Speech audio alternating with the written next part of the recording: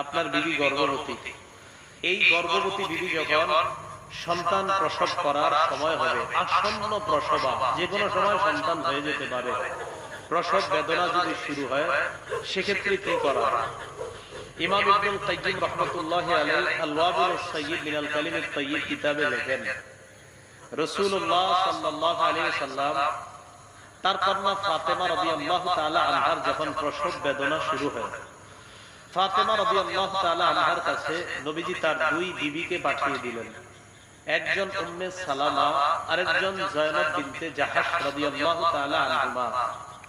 রাসূলুল্লাহ সাল্লাল্লাহু আলাইহি সাল্লাম তাদেরকে বললেন, তোমরা ফাতেমার কাছে যাওয়ার পর ১ নাম্বার আয়াতুল কুরসি পড়বা, ২ নাম্বার সূরা আরাফের ৫৪ নাম্বার আয়াত পড়বা। বলেন তো কোন সূরার কত নাম্বার আয়াত? আর প্রথমে কি